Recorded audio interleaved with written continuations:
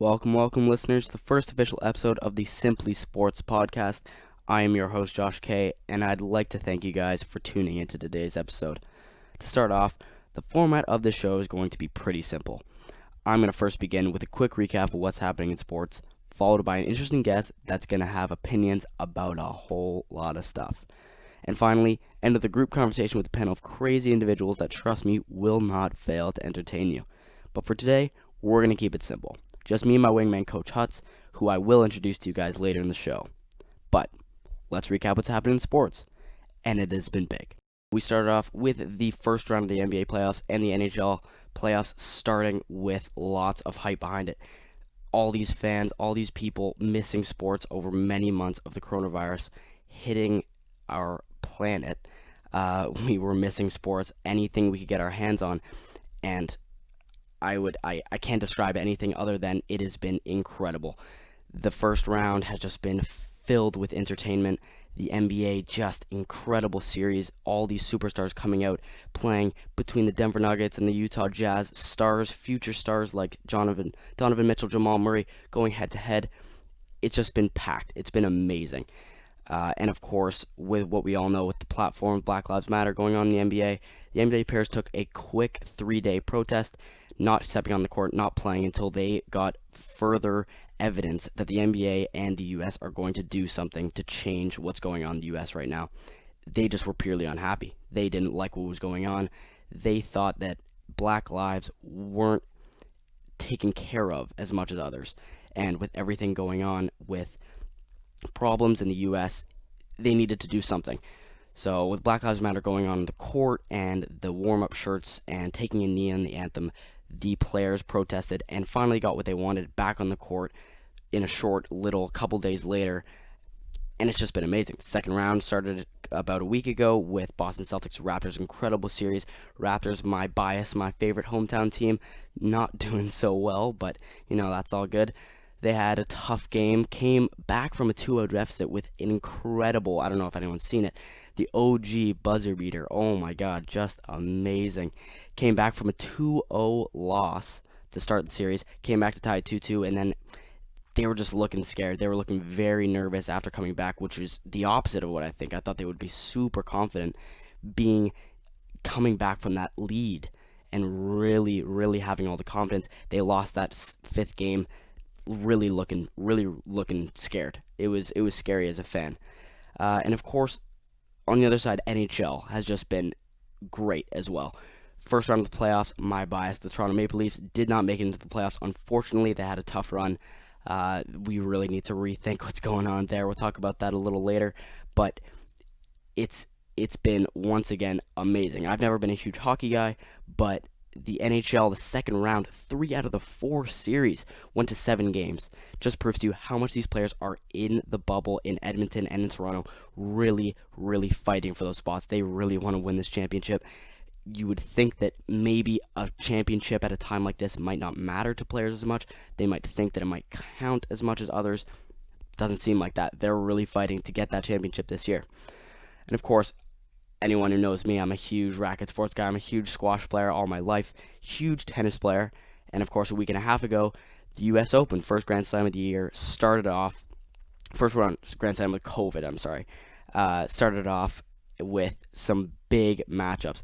Canadians doing amazing, 3 Canadians in the round of 16, and who would have thought number 1 seed Djokovic gets disqualified from hitting a line judge with the ball.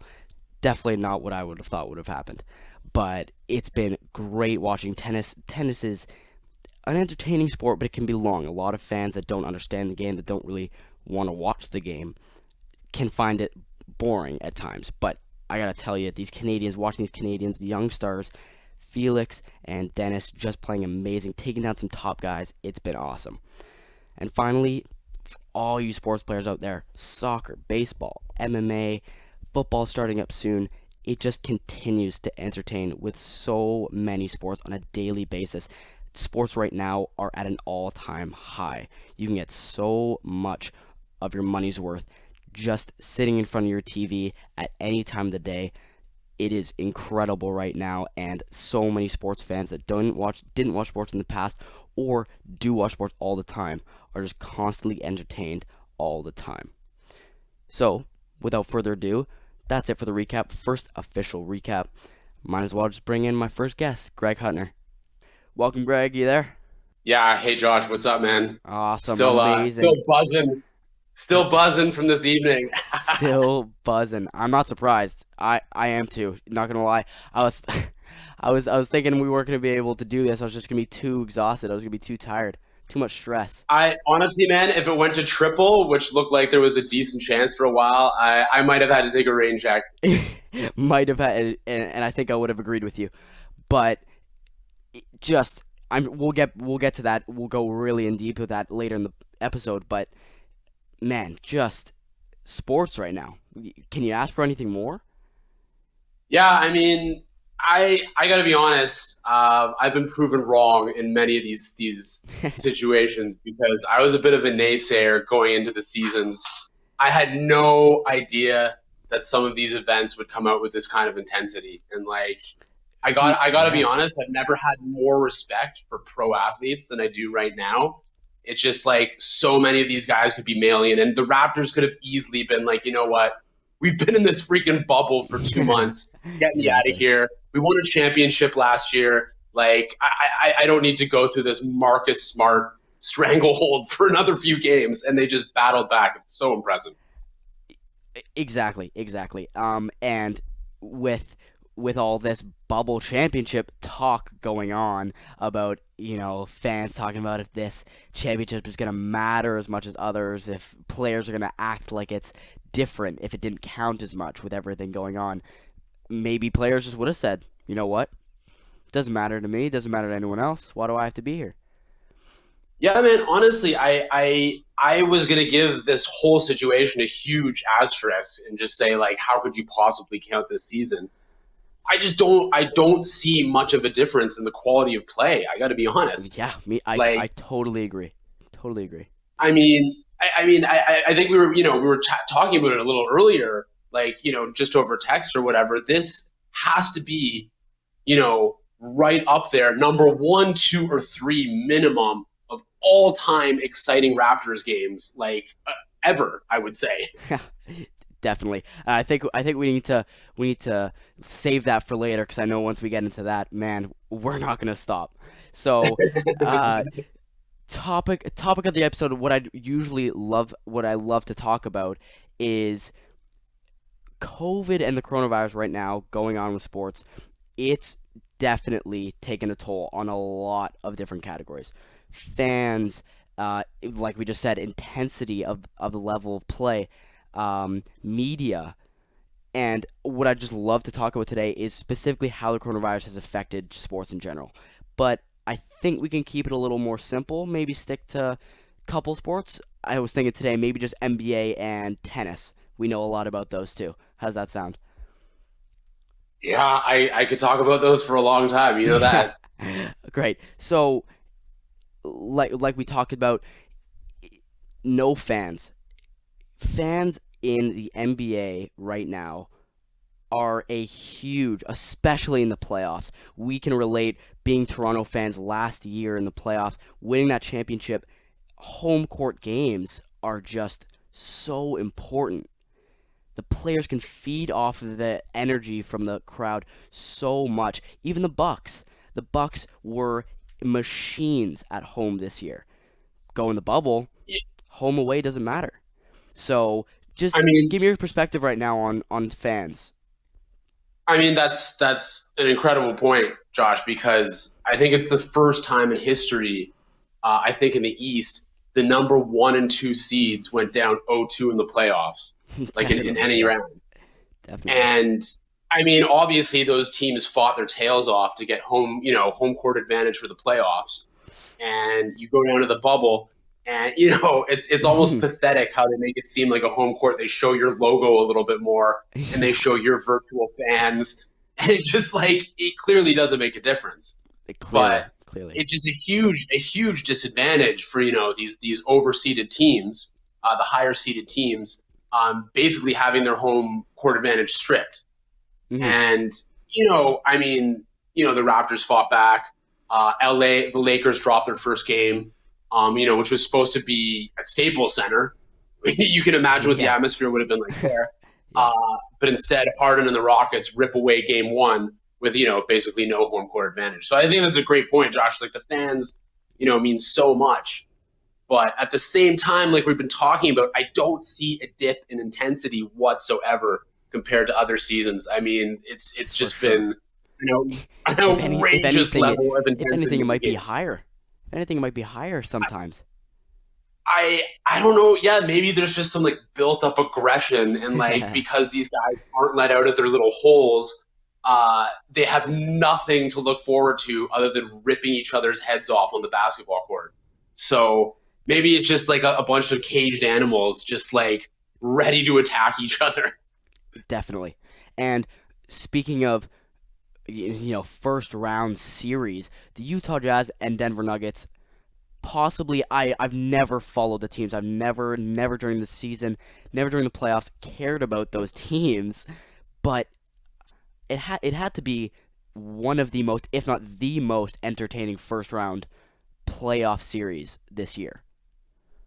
Yeah, I think it probably has a slight edge over the Rockets, the Rockets Thunder series, just because you had two absolute like young gunslingers just like walking up to each other with their holsters and just firing on all cylinders. I mean, some Oh, of those games were ridiculous. It was literally like Jamal Murray in Game Six is just straight up NBA Jam. He's on fire stuff. Like everything was going in. That guy, I remember they had a fast break. It was like a 3-on-1. He just stopped at the 3-point line and picked one off. It was yeah, insane just stuff that casual, series. casual. Very casual. It was, and talk about these young stars. That series itself, there are so many young stars in the NBA right now. Luka Doncic playing incredible with that buzzer beater in the first round. Eh, This was just a look into the future with these guys, I showing two young guys that are just gonna take off. And I totally does I does it get you totally agree. And excited? Does it get you excited about the future of the NBA? absolutely, because those are two teams.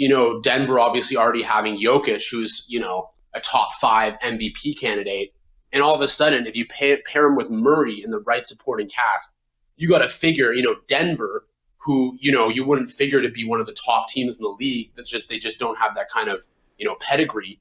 Like all of a sudden, they could be contenders for the next 5 to 7 years if they play their cards right. Hmm. And For sure. to me, it's always exciting when one of the smaller markets, bursts onto the front line like that. Like just the way like the Golden State Warriors did, or like the Bucks have been able to do with Giannis.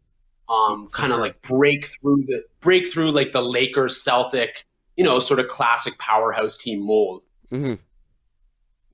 Yeah, like it's just so I find it as obviously a young junior in sports now. Uh, Seeing these are gonna be the guys that I'm gonna be watching. These are gonna be uh, my dad's, Michael Jordan. Maybe that's a little too old, but A little generous. a Let's little. have Jamal win a second round series before we go Michael Jordan on him. But yeah, maybe that was a little too exaggerated. But what I more mean is, I'm excited because this is what the game is gonna be. These are gonna be Yeah, those guys that are the when you face them in the first round of the playoffs, you're scared. You know that this guy can take apart your team by himself if he really yeah, wanted man. to. And you've got 10 years, 10 years watching with your buddies, following these guys' whole career.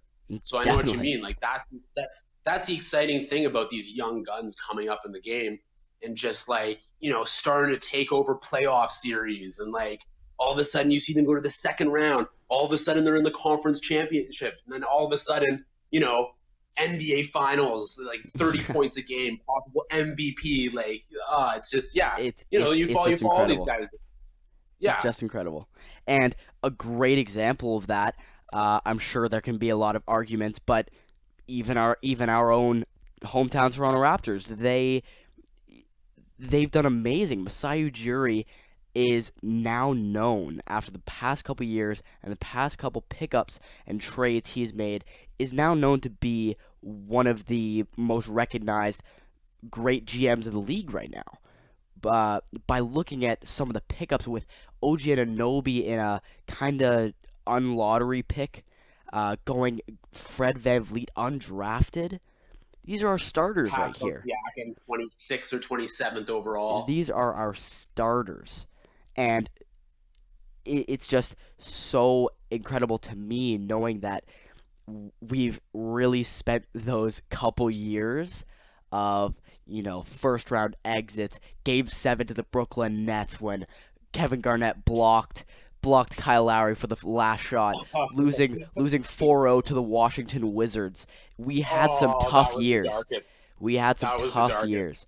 So now coming back to this, it is relief that we can finally be confident at our team for at least a couple years that we got a building block. We got guys that will take us on their shoulders for the next couple years. Yeah, it's super exciting, and I mean, we can get into this whenever you want about the Raptors, but I was super excited kind of heading into the playoffs. I'm a little more hesitant and worried now because I'm a little scared what I've seen from Pascal against a tougher defense. Definitely. Definitely. Hopefully it's just a series, but I feel like his level the first half of the season has changed dramatically, dropped off, I would say. So, And why I say we just get into it right now. Why not? It's perfect time. Uh, yeah, let's go. you know, let's first start with uh the bubble games. We came in, we had, around 7, 8 games. Second best record of any team in the bubble behind the Phoenix Suns, who actually didn't make the playoffs, that were 8-0. We went 7-1. And we took off teams like Denver, LA, just top tier teams. And we were looking great. Who was our one loss to though? And of course, our one loss to is Celtics. And in that series right now, I'm sure after the game tonight, we were all scared. We were all very, very scared that our team was going to have a little bit of an early exit compared to last year, obviously. Uh, and it was terrifying. We'll get into that definitely a little later. But first, now relating going from very confident from the bubble, beating some big teams, and we go in and we have a cushion. We have a pretty easy, I'd say, first round series against the Brooklyn Nets. It's I'd say that's an understatement. As the exactly. great Jonathan Power would say, they weren't a basketball team. They were a bunch of guys that played basketball. Exactly. But you know, once again, how the coronavirus, how it has affected some players. They were arguably without, starting point guard Spencer Dinwiddie. I don't know how much he would have affected the league, but DeAndre Jordan, Torian Prince, just without some of these guys, so they were definitely looking shorthanded, definitely. But Yeah, and you saw some of the guys they were rolling out there are just like glorified G League players, right? definitely Uh, guys I had never heard of before. yeah, getting like high volume minutes and Hi, just like yeah. Um, expected to bang home threes in close games. It's just like guys. yes. So obviously we beat them 4-0. I think that most of our fans would be a little disappointed if that was anything other than 4-0. Um, only because it was just served right on a platter. It was right there in front of us. All we had to Yeah, do and was you could play simple basketball every game, and we're better than them at every level, right? Yeah, and you could see like maybe the Raptors lose their concentration, drop a game. Maybe things go sideways. The Raps like once in a while they'll have one of those scoring slumps, so they can shoot themselves out of a game when they're not hitting their threes, as we've seen against the Celtics. So I mean, Definitely. Brooklyn could have stolen one game, but like it was never the series was never in doubt. Yeah, 100%. And I feel that it was it was almost tough for us fans on the perspective of guys like Pascal and Fred VanVleet because Brooklyn, they had it easier with Brooklyn compared to this Boston Celtics series. They had easier guys defending them. They had more opportunities to have high scoring, high percentage games. And they did. Fred VanVleet played, averaging 17 points per game? Pascal averaging over 20 points per game in that series. But once again, Yeah, I who were mean, defending them? it, Could you name who were defending them? that's the big difference, right? Like, I mean,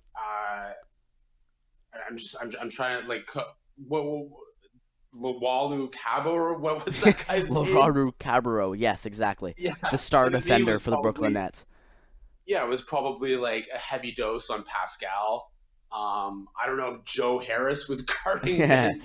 yeah, You know what I mean? And it's just then all of a sudden you got the likes of like Jaylen Brown, Jason Tatum, like Marcus Smart, Marcus, three. the top guard in the league, making the All NBA defensive player, All NBA defensive team this past week. It's it's Yeah, a huge no, change. Smart was definitely on the first team All NBA defense, and Tatum and Brown are vicious as well Vicious, defensively. yes, Like vicious. Tatum doesn't give you anything. He gets the calls. We all know yeah. that We all Tatum. know he gets the calls. We Yeah, know Tatum's getting the calls.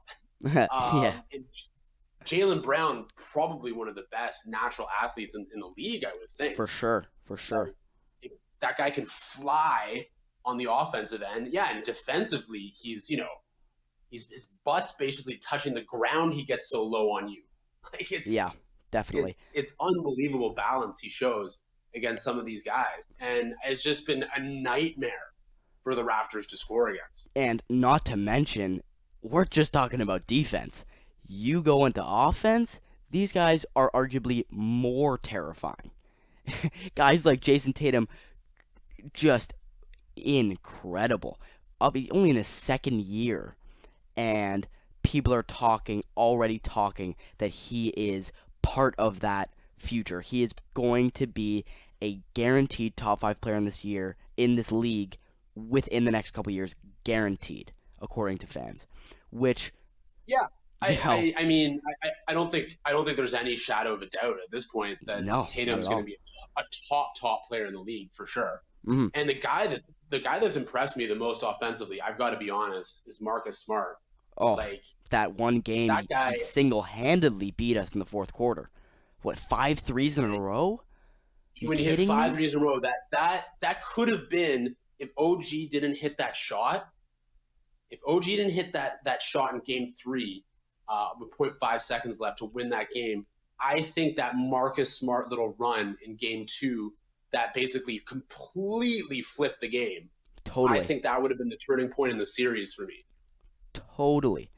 And And I mean, tonight, triple double tonight. And that yeah, guy was light. He was everywhere. He was everywhere everywhere. defensively, nailing threes, cutting to the rim, setting guys up for easy dunks. Like that guy was, oh man, I had no idea Marcus Smart was at this level. That's the guy that's impressed me the most in the series. I totally agree. Only because he's just and he's proved it. I've never looked at him as a top level offensive player, but in the series, he's just proved how much of a two-way player he is. Two-way Just nightmare. two-way And night. Josh, I'll tell you what, if it wasn't for him, we would be. It could be 3-1. It could be. Sorry, it could be. We could have won the series already. For Like sure, for sure. he's kept it in because Kemba has been super mediocre, and tonight he was terrible. Tonight he was terrible. But that's another Like player I he want to kept talk us in the about. game. He couldn't make a shot to save his life. No, not at all. But once again, it might be a little bit of an unpopular opinion. I'm not saying that Kemba Walker I think is a top three guard in this league, not at all. Top three point guard, but he just when he is on, he might be one of the most impressive players to me. That first step, that first little move the speed, the drive, crossover, jumper is just insane. He has I, killed and us on that when he is on. When he's on, destroyed and I have us. a lot of hey, I got a lot of respect for Kemba. He's a wicked player, obviously, like Yeah. a perennial all star, complete sniper, so quick. But I just find in sort of these tighter, more bogged down playoff games, he just I don't know. His size is a factor. He gets out muscled a lot. He tightens up a little bit. I feel like he forces it sometimes, and I don't know. I like for me, I'd like to see Kemba go to the rim a little bit more, try to Totally. get fouled, use his quickness. I mean, I wouldn't like. I would suggest that I wouldn't like to see it, obviously, because I think it would hurt the Raptors. But Of course, you'd want to instead see of it next he's just season. kind of yeah, exactly. He's just kind of settling for jumpers for most of the time. Not as explosive, but remember he came into the bubble with the sort of those knee issues. Totally. So And he's definitely one of those guys. You can relate this into almost any sport. He's one of those guys where he is devastating when he's on, but can really change the dynamic of the team when he's not performing the way he's supposed to. And yeah, I you can agree. use tonight for a perfect example when he's not driving, when he's not getting those shots, and when he's missing a lot of crucial balls. Because let's think about it. Even though they have guys like Tatum and Smart and Jaylen Brown, Kemba Walker is still a big go-to guy for for a lot of clutch moments on this team. He and if he's not making those shots, he's taking away crucial shots for guys like Tatum, who has been shown to be very devastating in the late minutes of the fourth quarter against the Raptors. Yeah, I mean, like Kemba. Let's not forget. I think last season Kemba averaged like 25 points a game, Yeah, yeah, right? exactly. Like Tatum. I mean, that's way above what Tatum and Brown have ever sniffed. Yeah, for And sure. I mean, those I would say those guys are probably more, especially Tatum's a much more efficient offensive player. But yeah, I mean, Kemba is just I think is taking a bit of a back door to those guys right now, or sorry, a back seat to those guys right now. And Hmm. I mean, would they like to see him a little bit more aggressive? Probably, I would Yeah, think so. definitely. Right? And E- but like you hit the nail on the head. Tatum is completely devastating. I can't Yeah, I I can't because I'm a Raptor fan. He's pissing me off right now. That forearm into the chest on basically every drive, yeah, like yeah. could be an offensive foul every single drive on that But guy. instead, they want to find a way to call it a foul on the Raptors. But But that's yeah, I nothing we don't mean, know. That's nothing we haven't seen yeah, before. the classic, the classic victimization Raptor Yeah, fans. exactly, exactly. Um, Yeah. but Tatum is lethal, and it seems like he's got some balls now. Hmm. He doesn't seem afraid, and you know what? They showed a couple clips on the side. He looks like he's taken a major leadership role in the team. I would say. Yeah, definitely, definitely. Him and Marcus Like Smart. you Marcus saw him, you Smart. see him on the sideline. Yeah, sorry, go ahead, buddy. Oh yeah, just Tatum as well as Marcus Smart. Marcus Smart is, I think, has been known a little longer. Obviously, Tatum hasn't been on the team for as long, but Marcus Smart is that feisty, clutch steal in a late couple minutes of a fourth quarter, get the team He's hype Draymond up Green. type player, right? He's Uh, Draymond Green. That's what I'm seeing is he's Draymond Green for the Celtics. yes, Like for sure, he's for sure. he's the heart and soul, the guy that will get in anyone's face. He's not scared of anyone. He'll hit a couple timely threes. He's a guy that could go for 10 assists or 10 rebounds on any given night. Couple blocks, couple steals, just like fist like chest pumping his teammates. Always something to say. That type of guy you love to have and you He, need to have on a championship level team. for sure. He's exactly the type of guy that you'd love to have on your team, but always hate playing against. Always, Oh, always hate to see him get that clutch steal, fast break, alley oop to Tatum throwing it down, and he gets the whole team hyped up, and now we're down whatever 3, 5 points, and you're like, 100%. of course, this guy decides to pull out the crazy defensive play in the worst time, right? Well, I But have a very serious question for you, Josh.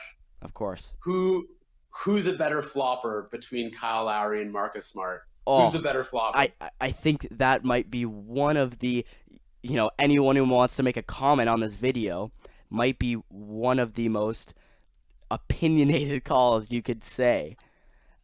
Like Just those have to be the top two guys in the league, I would think. Don't you think? I'm sure even if people didn't see the game, they would have seen the highlight of Marcus Smart actually flopping and getting fined for it, $5,000 or $10,000.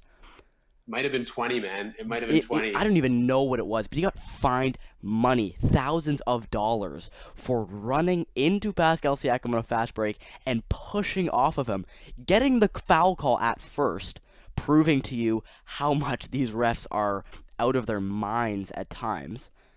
How embarrassing was that? I was how embarrassing was that call? How embarrassed would you be if you were I that ref? remember even before the slow mo just made me go ballistic. But even before the Oh, slow mo, I said, how would it be possible that without seeing Marcus Smart coming behind, Siakam would have somehow, what would they call it, a body check backwards while he's I on a know. fast break? With the ball, with both hands on the ball. Both hands on the ball, doing no movement away from the basket, and you He go would into have the had to do like slow he mo. would have had to do like a donkey kick or something. All you see is Marcus Smart run straight into Siakam, forearm to the ribs, and push off, doing this weird, Oscar moment flop, and somehow getting away with it. But then Oh, he should have been a soccer player. I, I'm for sure a big bias on Lowry, but definitely, if I'm being honest, for Toronto Raptors fans can agree with me, but maybe they won't like the opinion. He's a little bit of a whiner. He's a little bit of, you know, showing some emotion to sell the call. Uh, That's his game. That's his game, though. It's but it's all part of it. fire Exactly, and it's part of it because he gets away with just the getting the calls. team so. And Yeah, like we're talking about the Draymond Greens and the Marcus Smarts. That Kyle Lowry is that guy for us. He just happens to also be our best player. exactly, Do you know what I exactly. mean? Those guys are supporting players. I mean, Draymond's a pretty unbelievable supporting player, but like, supporting to Clay and Steph and like, at times Durant, where Smart is obviously a supporting player to Tatum, Brown, supposedly Kemba, Hmm. and Lowry, he's not a supporter. He's our guy. Yeah, Like, he is our that's our guy. guy. He is our guy. Exactly. So, you know, everything going on right now, especially in game, I think it was game five. No, it must have been in game four, game that we won. Uh, when Lowry had that incredible deflection, diving out of bounds under Tatum and like bouncing it off of him, and then gets all hype up, gets the bench clapping, clapping. That's what he is. Even if there is a couple occasional flop, he also does that. That is his game. That's him. That is Or just him. coming out in game 3 and 4 when we just needed someone to score. And Exactly. he's And like, game all right, six. And fine. game six. And he's fine. I got this. I Yeah. got this, guys. I'm Don't. coming. I'm coming at you. Let's Yeah. go. Don't worry, guys. I'll put the team on my back and I'll show hit you some guys how it's threes. done. I'll get to the line. I'm gonna get to the rim. Like, oh man, just coming at the Celtics. Those 3 games. We need them so bad. Please, Kyle. Do you have one more left in you? Do you have one more, and we can start off fresh or something? And you know, speak about getting to the line. Oh my God, I truly do think it has been. There's been a couple bad games, not to mention that one game where Jason Tatum had more free throws than our entire team. No, But don't remind me of we at could put that in the 14. past. But I mean, good on him for hitting all 14. In all fairness, yeah, exactly. At least you're gonna hit all 14. But getting to the line. This tonight is a perfect example. Double OT, we win by 3 points. Celtics and the Raptors had the exact same amount of field goals and the exact same amount of threes, both with 19 threes.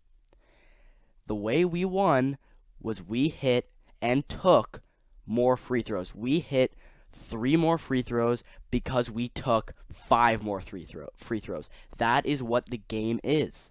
In tight matches where teams are both hitting shots, it is Siakam, Norman, Kyle. Who's going to get to the line? Who's going to take that one for the team and get a hand in the face so they can get to the line and hit 2 shots? And this has been a bit of my one of my qualms with Pascal is like, buddy, you just got to get to the line a little bit more. I, And I would way rather him miss as many, get to the line at least, rather than just take these terrible weird jumpers or spin moves. That's the same move every time, arguably, and go 5 for 20 in a game. yeah, I mean, Get to the line a couple more he's times. cold, if his shooting's cold, then he needs to be getting to the line. He needs to be getting to the rim, and that's how he built himself an identity to begin with. Is just Yeah. as a slasher, a fearless, super quick, twitchy guy that just would go through anyone to get to the rim. He'd go to the line a little bit, and then he started to try and polish his jump shot to add a couple weapons. But I swear, it's like that's like his fallback now. Hmm. And I don't want to see Pascal Siakam taking a 24-footer 4 seconds or 6 seconds into the shot clock. Like, Yeah. we can get a better shot than that. If you have that much time, use it to get to the rim. Use it to open someone else up. In all fairness to Pascal, I think he had 6 assists tonight, which is actually pretty good Hmm. because we needed the playmaking. Hmm. But yeah, Josh, you're totally right. We need our guys getting to the line, like digging in a little bit more instead of just settling for the threes. 100%. And we can go into Pascal a little more. This guy, he's 26 years old, I'm pretty sure, and he's been a known guy in the league. And what would you say? He was averaging less than 15, like 10, 15 minutes per game only, what, 2, 3 years ago? Right? I mean, He's he's a pretty incredible story. Like, a very incredible story, but he's really started, even though he took a couple seasons to get there, which almost all average players are going to do. You're gonna take a couple seasons to get into your full form. But when he helped out Kawhi in last year's playoffs, and everyone was just like, "Let's go!" Finally, we're looking like we have a second star on our team. And now Kawhi obviously left the Clippers. Now everyone says, "You know what, Siakam, it's your time to put the team on the shoulders." That's a big jump, right? It's a lot of pressure. it's a huge jump. It's a huge jump. And I was actually shocked in the first sort of 25, 30 games how well he handled that pressure. Mhm. And I think probably over that stretch, I don't have the stat in front of me, over that stretch, he probably had as many 30-point games as he had for the rest of the season, Yeah. right? He was just torching teams in the start. Maybe he learned a few tricks over the offseason. I know he got a little better shooting threes. He started to pick and pop a little bit. Maybe he was catching some teams by surprise. And once defenses started sort of reacting to some of his new skill set, they start sending their best defender at him. Maybe they double him once in a while. You start getting him out of his spots. And the book on him seems to be out Mhm. because, I mean, Tatum's a terrific defender because he's shut Pascal right down. Him and Jaylen Brown for the most part. But yeah, Pascal, I think, maybe still another year or two away from really taking over a series. I totally agree, and that's what you just said totally proves a point that I have is, it gets to a certain point where, yeah, Siakam, you can average 23 points per game in a season, but let's maybe we can look a little deeper into those numbers. How many points did you have when you were playing against Anthony Davis guarding you? I'm sure it wasn't above 20 points. How many points have you been having when Jason Tatum's been guarding you? I'm sure it's not more than 20 points. So saying that he's wow, great, our star, like he's averaging 23 points per game. I'm sure that's great, good for him, but put a solid known NBA defender on him, and he's just not there yet. He's not at the point yet that he can figure out some moves and figure out ways to beat those defenders, which I think has got to be the So, next step for him. so look, so what I've been noticing about Pascal, so I've really been taking a look at it because it's been fascinating to me. Like I'm kind of heartbroken for him. It's just like how sort of inept he's been offensively. I First of all, let's make sure we mention how incredible he's been on the defensive end. He's Very good, very good. our defense does not flow without Pascal. Like he's always in the right position.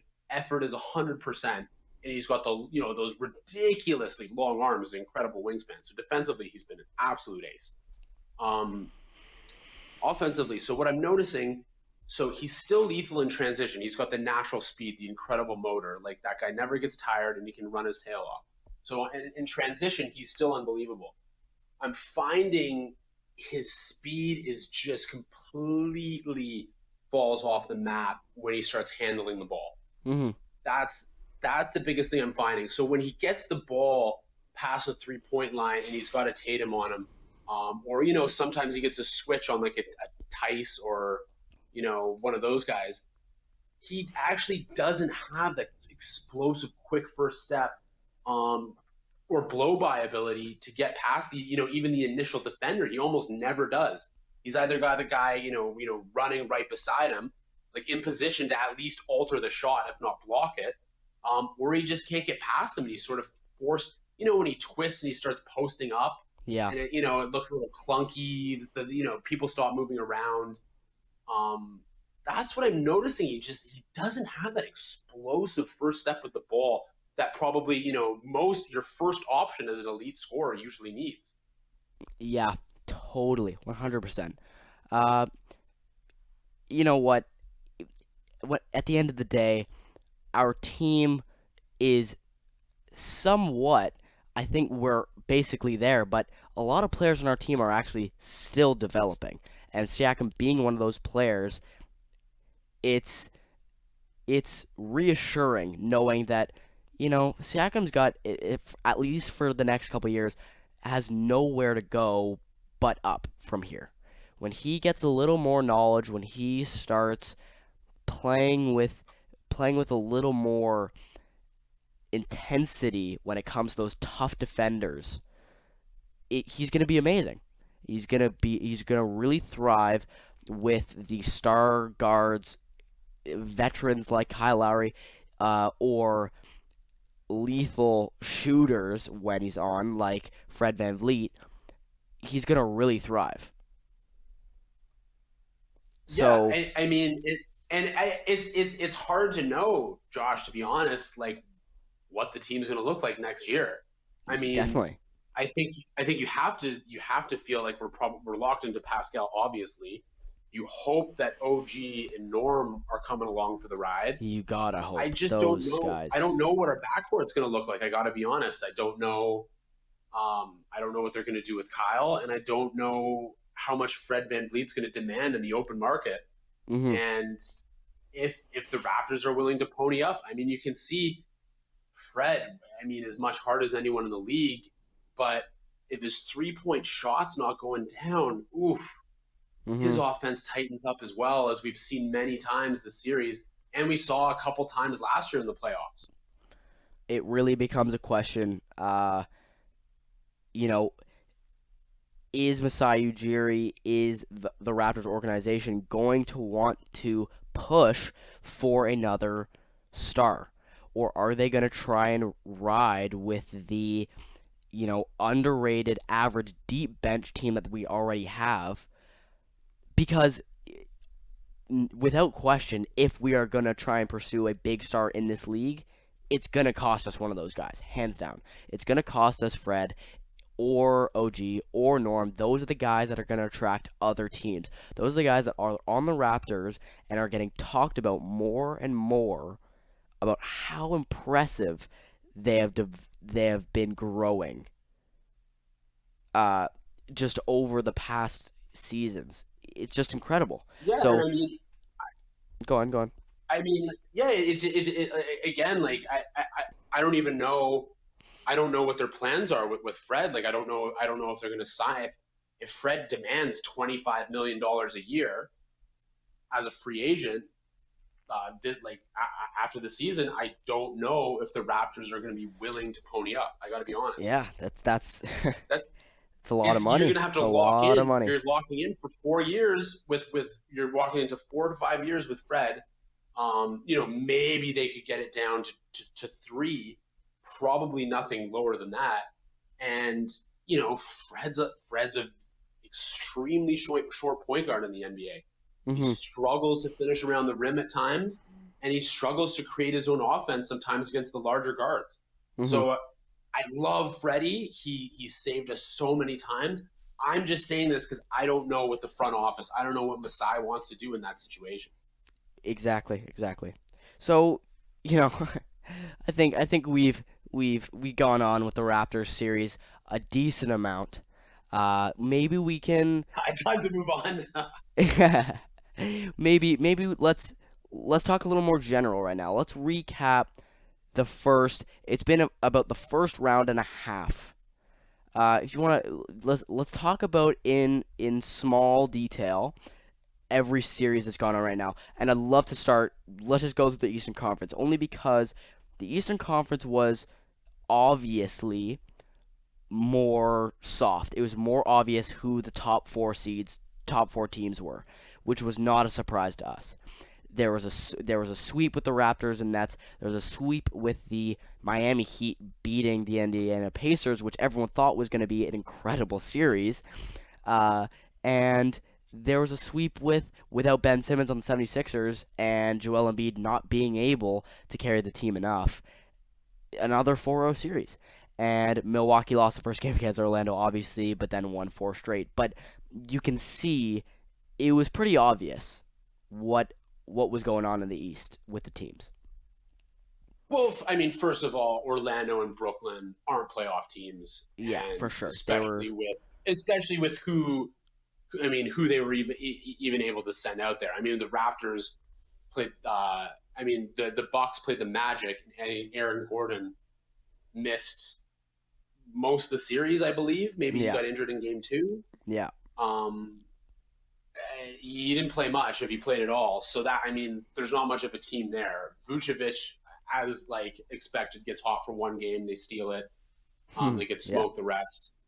yeah. Brooklyn, as we went into, we didn't know too many guys on the team. Yes. Um, Yeah. Philly, clearly the most disappointing. It's probably the most disappointing team of the season. Period. I think Yeah. you know All the hype and they all the a, trades just and didn't a work out. lot of people picked them to make the finals. A Yeah. lot of people picked them to make the finals Yeah. at the start of the season. You're coming in with Embiid, who at the start of the season many considered was the best center in the league. You had Ben Simmons, one of the best defensive players in the league, one of the best playmakers, one of the best athletes, period. Tobias Harris, who's supposed to be a bit of a sharpshooter, probably miscast in that role. And then they added Josh Richardson, who's supposed to be one of the best sort of developing two-way players in the Mhm. league. Yeah. And they came up with nothing. They lost. They Nothing. got swept in the first round. So really disheartening for them, I would say. Yeah. 100%. I couldn't agree more. Just now we lead into the very impressive. I gotta say, I've never seen. Obviously, the Bucks in the second round lost a couple games with Giannis, but I can't lie. Even if Giannis was in, the Miami Heat were just unstoppable. They were so consistent and so efficient that I honestly don't think, even with Giannis, they were going to find a way to stop them. No, and the Heat. I mean, the Heat have to be considered the surprise team of the year. For sure.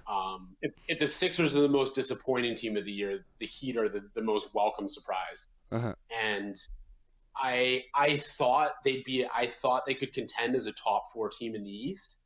Like, the addition of Jimmy Butler, the young sharpshooters they have, Robinson and Harrow, pretty touted coming out of university. Bam, obviously, we're talking, Draymond Greens and Marcus Smarts for teams. Bam is that guy for the Heat. Jimmy Butler could also be that guy for the Heat. That's the kind of toughness they have. Mm-hmm. And just an unbelievable run here. I mean, until they dropped that overtime game in Game 4, they hadn't lost a game in the playoffs. So Yeah, it's true. pretty spectacular. I mean, So massively disappointing for the Bucks, obviously. And of course, and that is just the only thing that's come out of that series. It was just, first of all, it was basically just silent. No one knew how to react. No one could have guessed that, okay, the best record in the league, come to the bubble, Giannis reigning MVP, now current defensive player of the year, and people are arguing that he is this year's MVP. I'm sure we can talk about that a little, but just everyone was silent, and the only thing coming out of it was, what is Giannis's decision going to be with the Bucks moving forward? And there's been rumors, there's been talks about the Raptors, the Heat, who's going to pick him up, but Circling like vultures. yeah, it's just back and forth. So I'm sure this year is just more evidence for Giannis to say that, we had an incredible season, but once again, we couldn't fall through. We couldn't finish in the playoffs. Just more evidence for him to want to just wait for free agency. Honestly, just figure out a way to. It's so easy to speculate on all this stuff, and it's just like there's just such little evidence to suggest either way, other than the Bucks have kind of disappointed the last 2 years in the playoff. But I mean, for me, Giannis, first of all, is the season's MVP. I think it should be a landslide. Mm-hmm. And there's 3 major Bucks things that I've seen over the last couple of years. So one, you got Coach Bud, who is one of the most well-known coaches in the league, incredible reputation, but unfortunately has this reputation as a regular season coach. He coached that Atlanta Hawks team that had best record in the league, had the 4 All-Stars. I think they had Teague, Corver, Millsap, Horford, or something like that. Just such a well-rounded team. Mm-hmm. They never got it done in the playoffs. I mean, LeBron had a big say in that. Yeah. But I got to be honest with the Bucks. Obviously, back-to-back incredible regular seasons. But then Coach Bud gets his tail handed to him by Nick Nurse this year. Yeah. Last year, and Eric Spoelstra this year. So, in this ridiculous saving his guys, playing Giannis 34, 35 minutes, in Game 2 or something like that after the Bucks drop Game 1, like that needs to be your Game 7. Yeah. Get Giannis out there for 45 minutes. Like, what are you thinking? At least. And for the whole game if you need to. So Coach Bud just kind of seems stuck in his ways, and guys just sort of picked him apart. Now the next thing, letting Malcolm Brogdon go. Yeah, definitely. After they signed loss. Eric Bledsoe to that hefty contract, I think is affecting them big time. Mm-hmm. They really lost that starting consistent guard. Yeah, who's a super efficient shooter. Mm-hmm. Brogdon is a super efficient shooter and a phenomenal playmaker. And you know what? Bledsoe's all NBA defense. I get that. Brogdon's no slouch on the defensive end either. Mm-hmm. So to me that was a huge miscalculation by the front office. Now, I don't know if Giannis thinks about that stuff. Like, I don't know if Giannis was like, "Oh my god, like they let Brogdon go and they kept this bum Bledsoe, who literally can't hit a 3-point shot no matter how many times I chest to chest pass it to him when he's wide open from three." Yeah. Uh, I don't know if he thinks about that stuff, but like, yeah, he's got to be kind of bummed out that the second best player on his team is Chris Middleton. Yeah. Yes, exactly. I would definitely be bummed out as well. If I do say so myself. Um yeah, it's definitely once again another understatement to say that the Bucks got to do some rethinking. The Bucks really, if they want to succeed, and I don't even mean succeed as a team. They had the best record in the league this year. Obviously, they were doing something right, but who cares what your seed was when you get the number one seed and you lose in the second round of the playoffs? Doesn't matter, Yeah, right? it's a team that just needs to be tougher. To be honest, you see how the Celtics and Raptors are murdering themselves inside to get baskets and try to get to the foul line and manufacture something. The Bucks are just a little soft. I feel a little too perimeter oriented with no plan B other than getting Giannis inside, and teams form walls in the playoffs. You need a couple other guys that can drive and create and get to the basket, and they just didn't have it this season. They really didn't. So finally, I know we've talked about it a ton, but I'd actually just like to get your insight into Game 7 of the Raptors. Obviously, we know what happened tonight. Incredible game. Arguably, like you said, definitely a top three Raptors game in history. Full of entertainment. Double OT. Just I mean, if back and forth. if if you're just talking sheer craziness and just like swings and like just not so drama intensity, I don't know if there's a better game. I can't think of one. The only game that I Yeah. think is comparable, maybe the only two I would say are comparable. So the two game sevens against the Sixers in the second round. So the first one with Vince Yep. was obviously just insanely intense with the buzzer beater. Uh huh. And then that didn't go our way. And then the game seven with the Sixers last year with Kawhi, obviously hitting the bonker shot. Yeah. And those are the only two games I think are in the mix. I totally agree. It was just constant. It was we were I'm not feeling confident in this game. We're falling off. Never mind, we got a 7 point lead. Oh, never mind. They just came down within the span of 25 seconds and hit two threes. Now it's a 1 point game. Just back and forth and back and forth.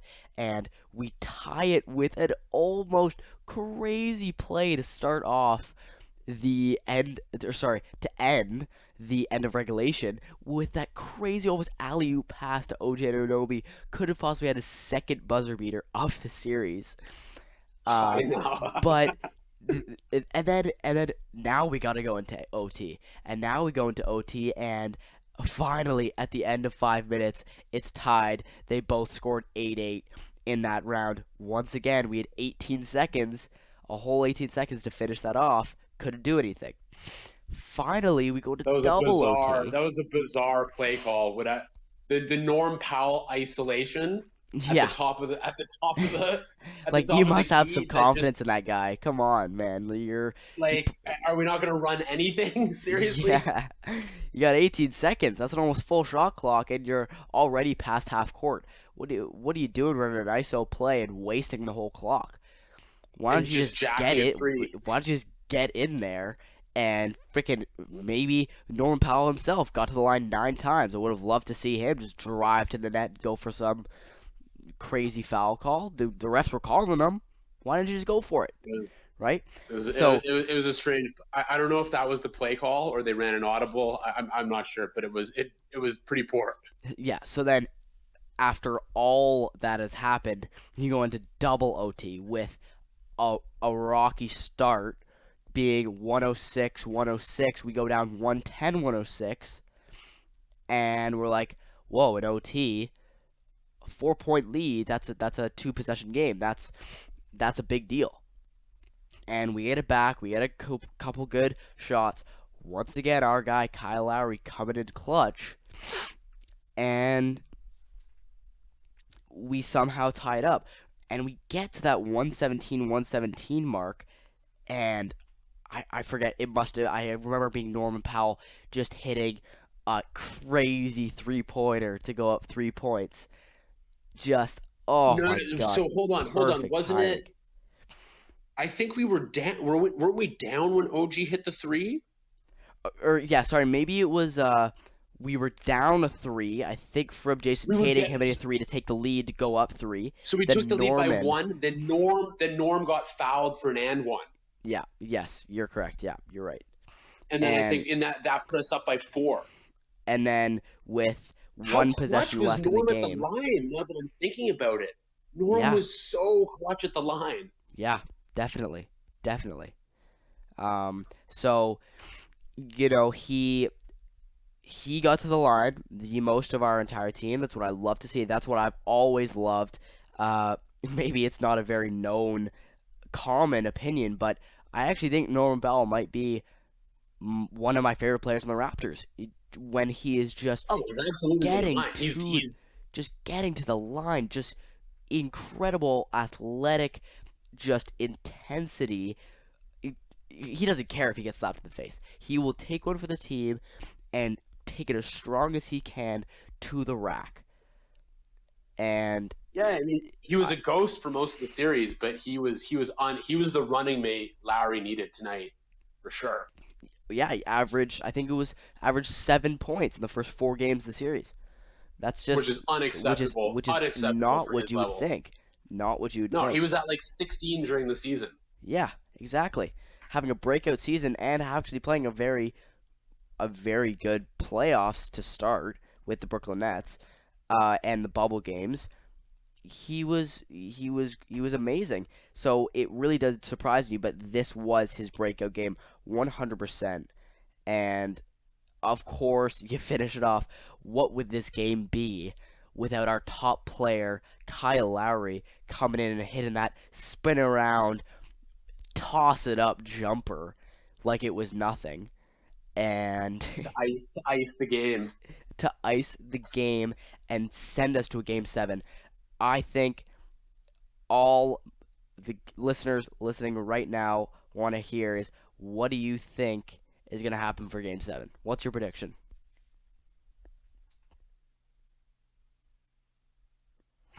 Are you asking me? Yep, I'm asking you. It's tough to say, man. Like we've been so badly outplayed, I feel like, in this series. And it's just been like our heart and grit and determination and experience that's just eked us to this spot. Don't forget, we were zero point 0.5 seconds away from going down 3-0. That's We true. were we That's won true. a double overtime game tonight to just like stave off elimination. Yeah. We're just we're just scraping by here. Yeah, I we've love only it. won one So clean game for sure. it's just so tough. I don't know if Boston's going to be so shook from just not being able to get rid of us that they come out super tight in game 7, or maybe I just don't know if we're going to have any juice left in the tank. We're fighting so hard just to stay alive. I don't know if we're going to have enough left for game 7. It's too hard to call. But I'm There's a Raptors fan. I got to say the Raptors are going to squeak it out. there's definitely some questions for both teams. Definitely, will the Celtics be too nervous? Will they be, it's a championship mentality. These guys have the edge on us. Will they, or will they do the exact opposite and come out like they did in Game 5? Who would have thought that you just had an OG buzzer beater that shook your entire team after you thought you had guaranteed won the game and gone up 3-0? Then you lose another game to tie the series at 2-2, kind of choked a 2-0 lead, and but then all of a sudden game 5 they just come out blazing. They basically ended us by midway through the second quarter. They were up by 20 something points, right? It was a non-contest. It And was a the non-contest. and the fans everywhere were just like, you know what? Well, we lost this game. So will they come out like that again? That is the only question that I'm thinking in my mind. If they come out like that again, I'm a little scared for the Raptors. I'm a little scared that they're not going to have that juice left in the tank, and Celtics are just going to almost pummel them because they're just going to come out firing, and the Raptors aren't going to know what to do. Maybe force some bad shots like they have already this series. But on the other side, if the Celtics do come out a little nervous, a little tight, like you said, I agree. I think the Raptors have that edge, have that little bit of championship mentality that is going to squeak this one out. Well, I mean, it's going to come down. I know it's easy to say, but like for both teams, it's coming down to the defense is going to be there. The intensity is going to be there. It's just going to come down to who makes their shots, and For sure. whoever's dominated the 3-point line. As is the modern basketball game. I'm not saying anything that people don't know already. Whoever's making their shots is going to win the game, and the Raptors have gone through some unbearable stretches of dryness where nothing goes down the hole, Yeah. and and then they come out in the second half like they did tonight, and just like all of a sudden Marcus Gasol's making threes. Hasn't made a three all season against the Celtics. Yeah. Nails a couple in the second half tonight. Yeah. Like Yeah. who Maybe it was who the would have haircut. guessed? And Maybe it was so the buzz cut.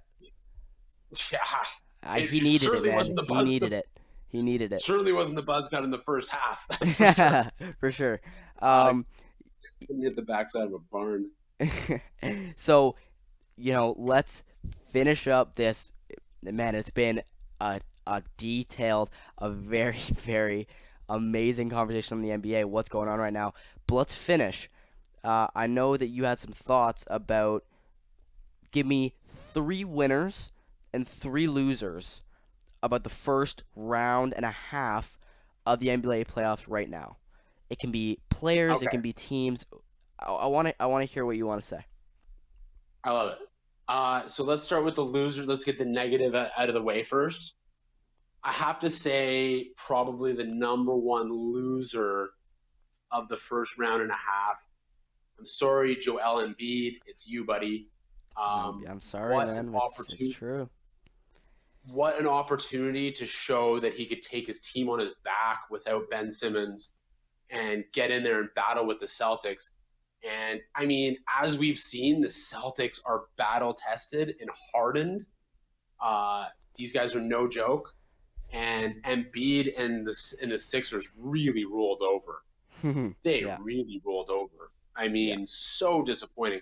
And the amount of trash this guy talks, um, kind of the general arrogance, and how he views himself as a top 5 player in the league.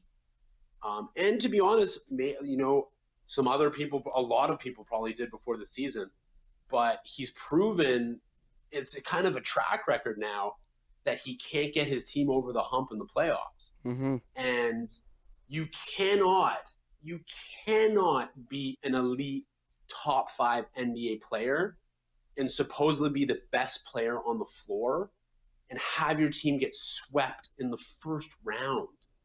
yeah. Like He can't. the two, there's no correlation there.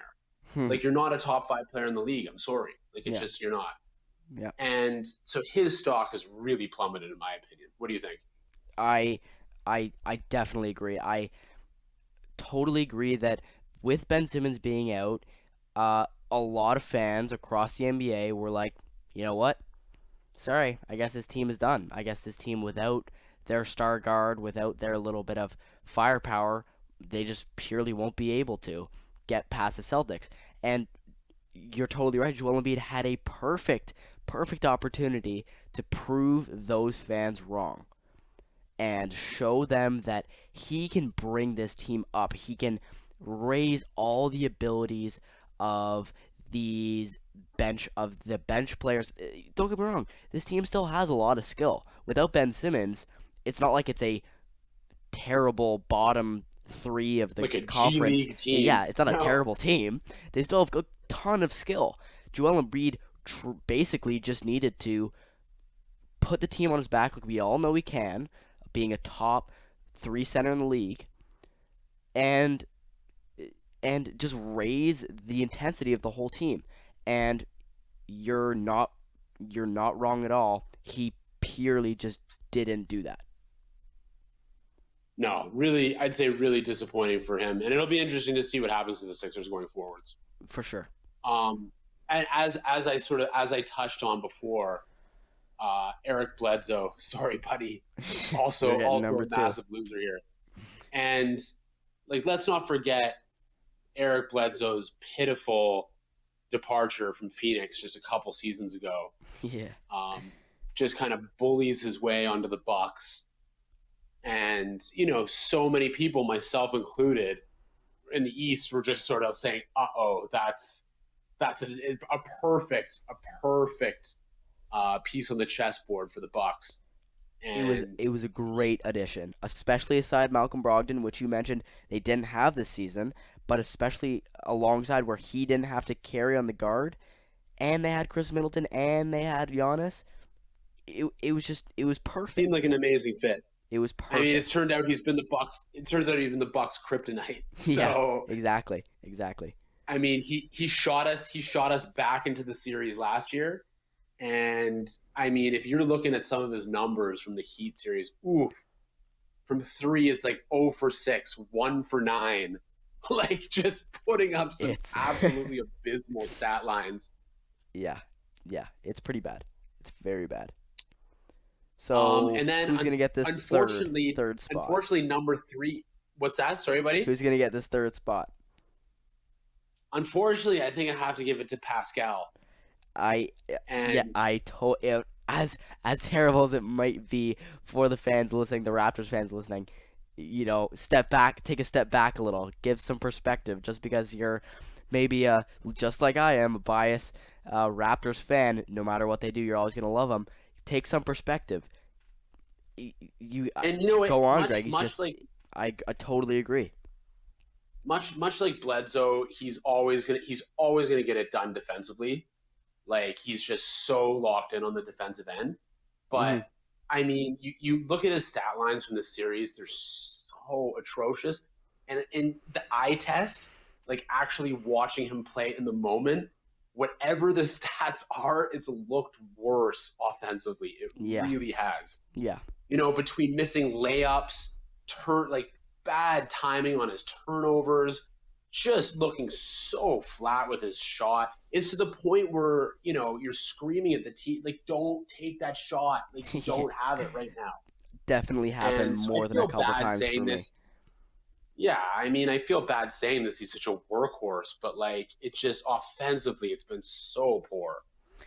Yeah, I couldn't agree more.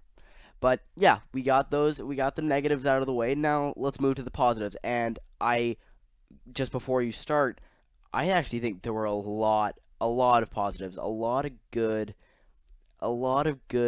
future stars, a lot of good positive even veteran stars that really came out to play in these playoffs that I'm sure you'll cover. But yeah, let's give the three winners.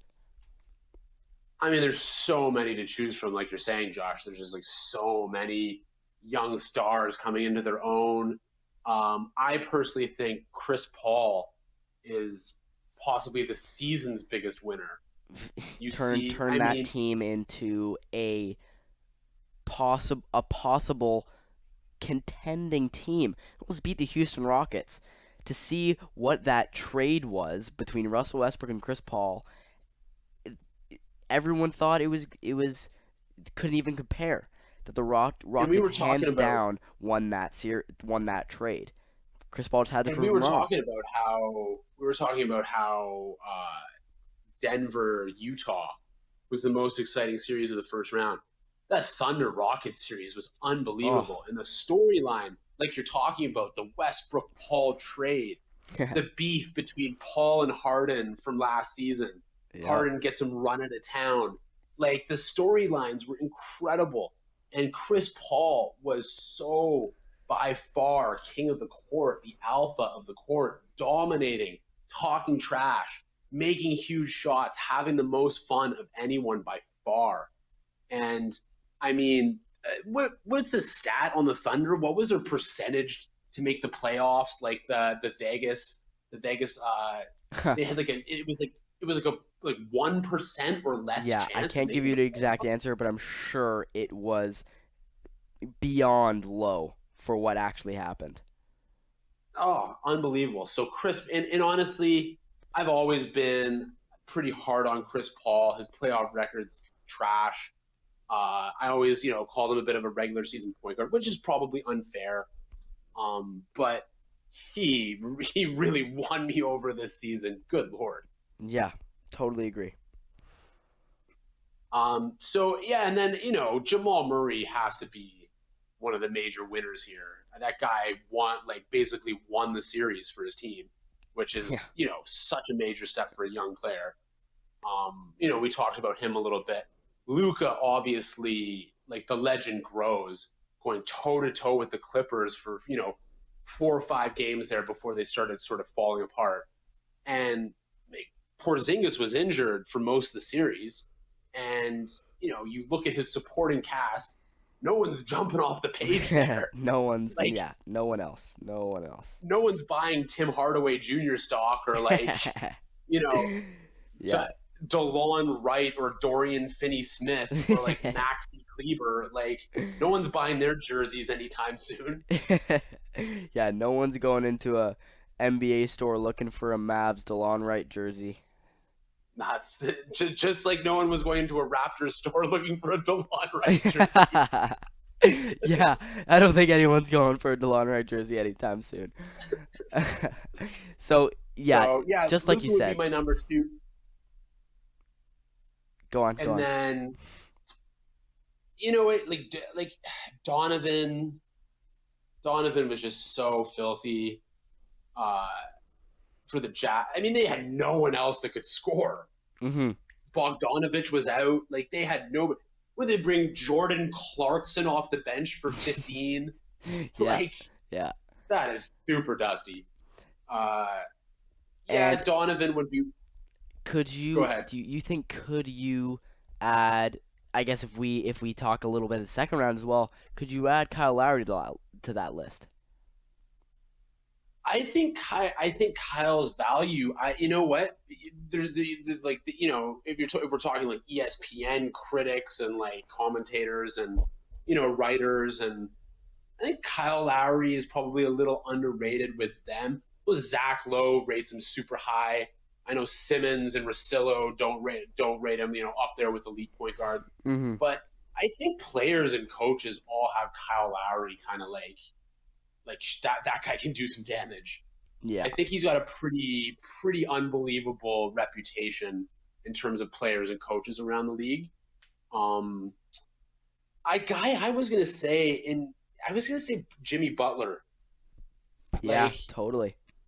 you know what I mean? This guy thinks clearly sees himself as being a top 5 player in the league when he's not. Mhm. Yeah. But he leaves Philly. If you're just talking about like from an optics point of view, he leaves Philly. First of all, he leaves Minnesota. They fall completely off the map out of the playoff picture Yeah. after making the playoffs with them. Then Mhm. he goes to Philly. They almost take out the Raptors in 7 in the second round. Who knows how far they would have gone? Mhm. He leaves because he doesn't like the team culture or whatever. Philly gets swept in the first round the next season. The team he goes to, the Miami Heat, who are in desperate need of a Jimmy Butler type, go to the conference finals after taking out the number 1 seed. And So with you got to Jimmy Butler as their argue, kind of alpha dog. that So who who does who do the Miami Heat have that the 76ers didn't have? The Miami Heat, I guess they have a maybe a deeper bench, but it's on paper the Miami Heat this year are not better a better team than the 76ers last year, if right? you're talking on paper, if you're talking about star for star, then you're right. Yeah, but when you look Yeah, into it's what the team culture can be. It's Jimmy Butler purely just didn't fit in on that team, and now he goes into Miami where he can really thrive on that small forward position. Has an incredible playmaker that's turned into one in Goran Dragic at the point guard spot, and an actual incredible playmaker up and coming center in Bam Adebayo. He's in the perfect spot. He can do exactly what he wants. He can run the team the way he wants, and he loves to score. He loves to score some baskets. What could he ask for, right? yeah, and the Heat are a team that I generally love to hate, but like it's pretty tough to hate this team. Like Yeah, they're mostly a bunch of just hardworking younger guys with veterans, Jimmy Butler and Goran Dragic, just kind of like playing their asses off. So I don't really know what you could dislike about this team. And I mean, when you put it all together like that, I think in some ways Jimmy Butler has to be a guy who really needed help with the image, who really needed a couple wins in the sort of the overall NBA image for himself department. And he's got it. Like his stock has never been higher than it is right now. never. Uh, well, I guess there you have it. There's Coach Hut's three winners and three losers from the first round and a half of the playoffs this year. Um, we've talked a lot about NBA. That's a lot of different information to take in. But all I can say from here on out is I'm just so excited. I'm so excited for the hype behind Game 7 this Friday. Winner of that's going to play an incredible conference final series, no matter who it is. If it's the Raptors, if it's the Celtics, it's going to be an incredible series, no matter what, against the Miami Heat. You got the Lakers and Rockets battling it out. LeBron James trying to see if he can actually get a series, a championship win with this new Lakers team, this new dynamic duo in the league. And then you got the Clippers and Nuggets, who LA Clippers, Kawhi and Paul George, probably the favorite at the beginning of the season to win the championship. There's a lot of pressure, a lot of talk behind this team. So Yeah, it, and I mean, yeah, we definitely didn't break down the West as much as we did the East, but yeah, you still have to think that one of the two LA teams is the favorite to take it down. And definitely. I mean, they've got very seasoned campaigners on those squads. LeBron James, obviously, chief among them. Anthony Davis, kind of, I think he's shooting like 60% from the field right now, just which is amazing. which is like if he I don't know how you beat them if he's doing that kind of damage offensively, because Yeah, defensively he's also a top 5 to 10 player in the league. So yeah, I mean that's ridiculous. Then the Clippers with Paul George starting to round into form a little bit yeah. in this Dropped Denver 32 the series. other night, I think. Yeah, he was looking good again tonight. Obviously Kawhi is blocking shots with his middle finger. Uh, just like dominating on both sides of both offense and defensively. And yeah, I don't think the Eastern teams have that kind of star power, that those two LA teams do. So I probably have to give the edge to the Clippers. Really, it comes down to Kawhi, in my opinion. Definitely. Um, it's going to be an incredible next couple weeks. I think the NBA playoffs, even though so many people are arguing with the bubble that it's affected too many players, too many teams, I really do think that this will be remembered as actually one of the most entertaining, intense playoffs in the NBA. I really do think that these players are out here to win this championship. It's more important than any of these fans ever would have thought for whatever reason. But Yeah. it just seems that everyone's out there to want to win. There's no excuses. Everyone's out there to play their hardest. And I think at the end of the day, for a lot of these guys, it's just an incredible escape from what's going on. in the world around them. You know what I mean? For Especially with sure. Black Lives Matter, especially with COVID. All this stuff just probably, being such a damper in their lives. And being able to just get on court and do what you know and love and what the thing that makes sense to you, and just go out and a goal as simple as winning a championship. That's all you're out there to do every day, and it makes things just a little bit easier to probably get up in the morning and focus on. And I agree with you, Joe. I had no idea that I was going to be seeing this kind of intensity out there. I Yeah. can't wait to see what happens. Okay, great. We're gonna transition here. It's gonna be a little bit of a weird transitions for you guys listening, but we're gonna transition to something a little more our field, I guess, Craig, you could say, uh, in tennis and the U.S. Open, and specifically, we are. Anyone who knows me, anyone who listening who knows Greg, we are huge racket sports, specifically squash players, uh, and even though so many people have their opinions about tennis and too long matches, not enough entertainment, too much break in between points.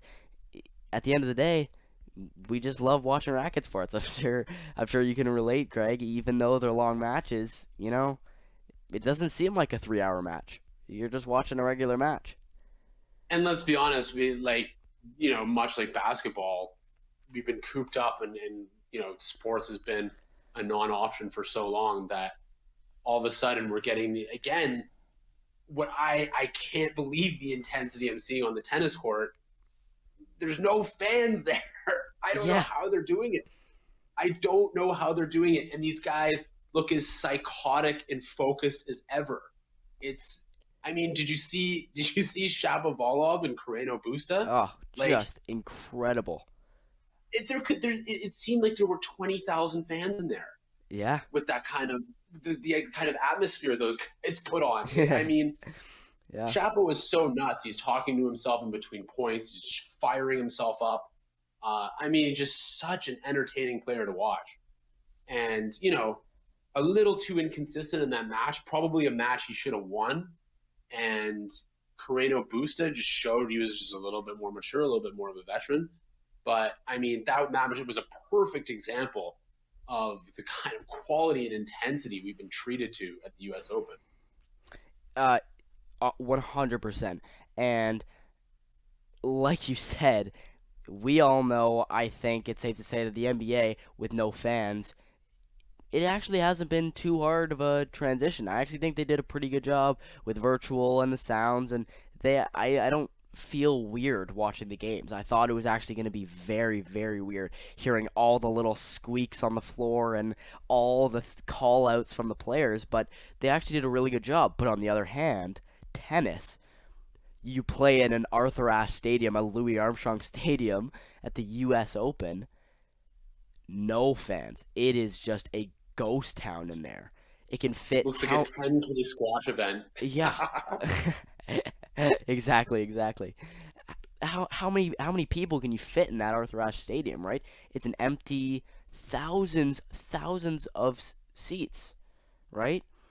So you want to talk about hearing every little squeak the shoes and every fist pump motivation and things they're saying to themselves. Tennis is the definition of that right now.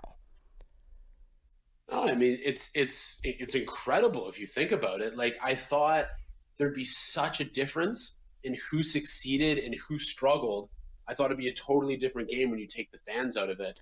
Oh, the You know, mental the some mental people just strength rise is to just the occasion and incredible. love playing in front of fans, and it gets them all jacked up.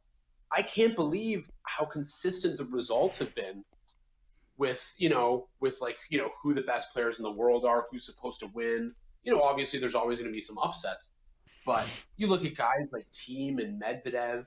These guys are looking like machines right Oh now, my God, just just like completely focused. And Djokovic, before that unfortunate incident, obviously, he looked just as on point as ever. So the yeah. best, you know what I've learned more than anything in professional sports, the best players are the best players. Put a bunch of fans in front of them or no fans, like they're the best players for a reason. Yeah, 100%. And I'm sure we can both in squash the mental strength side, right? Feeding off a crowd or being in your own little bubble, needing to you're by yourself on that court. There's no one there. There's no team with you to motivate you. Your motivation is all based on yourself.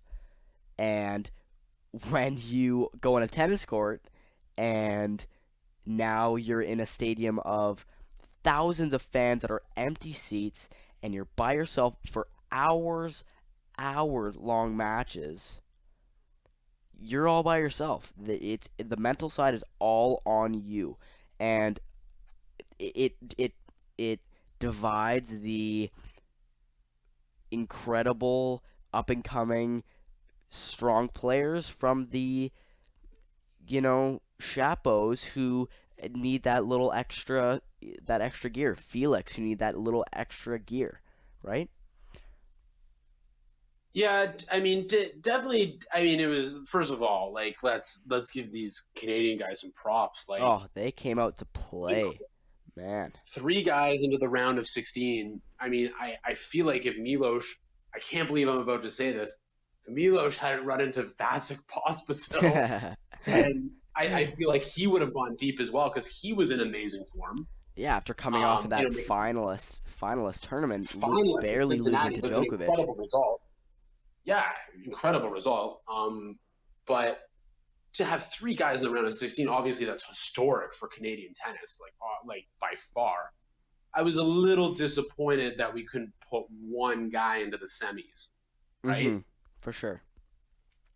Little disappointed. And hey, I mean, Felix played team who's just looking like a buzzsaw right now. Um, Chapo lost in five in the quarters. Vasek was, I think, a little bit outmatched by demeanor. But hey, man, unbelievable tournament for the Canadians. Unbelievable. And, you know, it does. These guys are very young. They've got many years ahead of them. And, they're, what, Chapo and Felix now have both been consistently inside the top 20 in the world, and they're 20 years old and 22 years old, right? Like it's Is Chapo 22? I think maybe 21 or 22. Oof, Uh, it's probably right on the cut. You're right. Same um, age as like close to Rublev's age and those guys, I think. Yeah. yeah. So like it gets to a certain point where yeah, he's 20. Sorry, I had to do some research. He's 21 years old, but he's he's really impressing a lot of people, especially after some big, not even a 5 set victory, a 4 set victory against a 7 seed Goffin, uh, which out of nowhere just came to be right after he lost the first set. You know, And then just just slapped him after that. yeah, like really just and you'd think with a player like that losing the first set, the whole classic young player shoulder shrug and like racket smash and whatever would come out, but instead he just bared down and smoked the guy the next 3 sets. David Goffin might be one of the most like he's so incredibly skilled, but so consistent. One of the last guys you Very think consistent. to win the first set against a 21-year-old Canadian unexperienced player and then lose the next three. Just proves to you how amazing Chapo must have played. And that's why I thought Carreno Busta was a good matchup for Chapo is because Carreno Busta is another very consistent, solid, not doesn't have huge weapons, solid technically, but not going to blow you off the court. Hmm. Those guys I always like Chapo against because he's able to kind of take the game to them.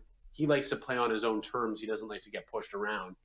But Carreno Busta took him out. I remember when Chapo got on the map. I believe it was round of 16 3 years ago, possibly at the U.S. Open. Carreno Busta took him out again. Hmm. That time was in straight set. Yeah. Um, So Chapo, you know,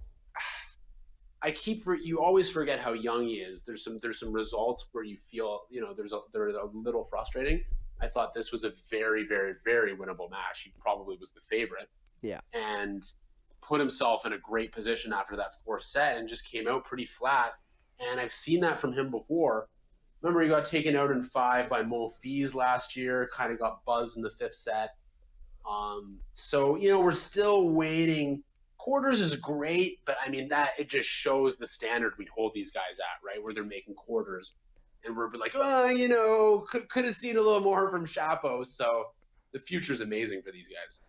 Yeah, and uh, I'm sure there are lots of arguments to be made, but going into this tournament, obviously, you got Fed out with injury, you got Nadal out with injury, I believe, and it really, with those two guys out, two of the top four guys in the world get taken out of the draw, opens up this crazy, crazy draw for these younger guys like Medvedev, Team, Zverev to get into their first final. Not to mention, we talk about this a little later, but Djokovic getting disqualified out of nowhere for his little loss of control on court, but it just opened the entire draw up. Now we're going to have a first winner. Whoever wins, it's going to be the first time they win. And, you know, it's with these guys. These guys have been the heavy top three for the past however many years. I don't even know how long it's been at this point, but it's starting to open up a little now that The late 2000s. yeah, exactly. So it's it's really opening up for these young guys, and now that both Team and Medvedev took one in straight sets today, play each other in the semifinals, I don't think I could think of a more entertaining matchup at a time right now. Um, yeah, just And two of the most incredible players. Team and Medvedev? Yeah, That's who you're looking forward to seeing the most. for sure. The other semi is Yeah. Carreño Busta Zverev.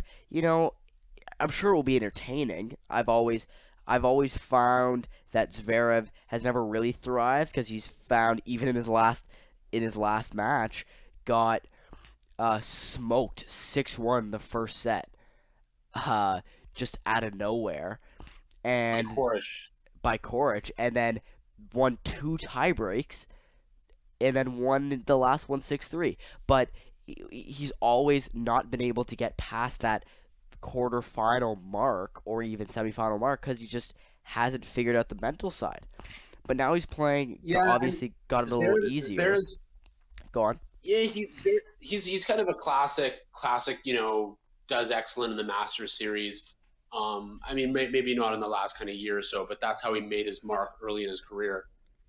It's just some incredible results in the Masters series, and yeah, he's been a guy that's always been a bit of a flop in Grand Slams, like a lot of early round exits, often to far lower ranked players.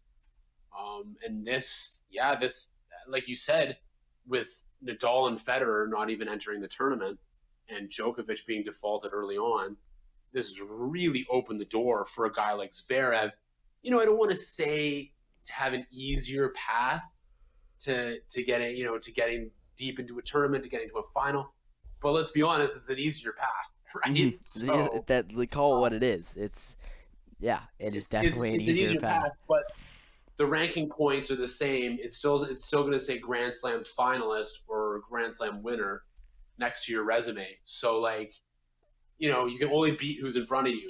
Yeah, So I'm exactly. totally with you though. I think that Team Medvedev semifinal should be electric with Yeah, Medvedev's counterpunching. Team, will be on top of everything, just absolutely sizzling the ball. And Medvedev will be, the crafty counterpuncher, moving the ball around the court, hitting the ball from 10 feet behind the baseline. yeah. It should just be a really, really fun match. A very fun match. And the last kind of topic I want to cover is I want to talk about this little disqualification we had with Djokovic the other day. It was interesting. It was, maybe I'm not. What fans are saying is this little maybe Oscar performance by the line judge. I don't know how hard it was, but uh, you know, everyone's arguing rules are rules. If you lose control of the ball or you injure someone, like Shapovalov did to that ref, actually breaking his eye socket in the Davis Cup, if you do that, it is a automatic disqualification. No warnings, no nothing. That is the rule, and rules are rules. Uh, but people are saying if the line judge didn't, you know, look to be in as much pain, if Djokovic wasn't the number one seed, if it wasn't a U.S. Open Grand Slam round of 16 match, would it have been any different? And I want you to give your perspective on is what do you think would have what do you think would have been the factors in the situation to change what the end result was? Well, for me, like you can say what you want about the lines person. Like you can say they faked it or whatever. First of all, I don't really know what they're getting, what they're gaining from putting on some sort of Oscar performance. I feel like I could be staring you right in the face. If you hit a tennis ball as hard as Djokovic hit it, it wasn't that hard. But if you hit a tennis ball at a decent amount of speed right at me with me looking at you and you hit me right in the throat, there's going to be a reaction. Mm-hmm. For You know sure. what I mean? I'm not just going to stand there as if you hit me like in the leg and I barely felt that. The throat's a sensitive place. I'm sorry. If you get hit in the throat by something, especially if you're not expecting it, it's going to feel It's the terrible. shock for sure. 100%. It's the shock. It's the shock. And look, does it suck for the tournament? Yes. Did Djokovic deserve to get thrown out? I don't know if he deserved to get thrown out. It's just the rule. Yeah. It's just the rule. I don't know what you're supposed to do. So you don't so everyone's mad that they followed the rule, but if they didn't follow the rule and allow Djokovic to stay in, everybody's going to say, well, it's only because he's the number one seed, and it's Exactly. only because he gets special treatment. You can't win in a situation like that. You know what No. I mean? Like there's no winners in a situation like that. Look, at the end of the day, you can't be looking in a different direction with other people on the tennis court and just smash a ball like and just like expect there to be no consequences. Yeah, for Like sure. I mean, I think a decent comparison, although this was a lot more aggressive, I would say David Nalbandian, back in the day, after losing a point, you got anybody listening could probably easily YouTube this. Just YouTube David Nalbandian meltdown or something Yeah, like it'll that. definitely come up first result. He tomahawks his racket into the sort of little box where the serve line judge sits, and one of the pieces of wood cut the guy's leg. Exactly. Exactly. It's just You know what stuff I like mean? And, that. and he wasn't totaling the little box to hurt the line judge. He didn't. Obviously that's not wasn't his intention. But if you're going to be a complete psycho and throw your little temper tantrum and somebody gets hurt, like, I'm sorry, you're automatically defaulted. Like, Yeah, that's it's you have no one to blame but yourself. exactly. And let's be honest, I don't know if you were watching the match live, but it was at least a 15 from the start where he hit it to the actual announcement that he got disqualified from the match. It was at least a 15 to 20-minute process. And So they were trying. They were probably trying to find a way to not default him.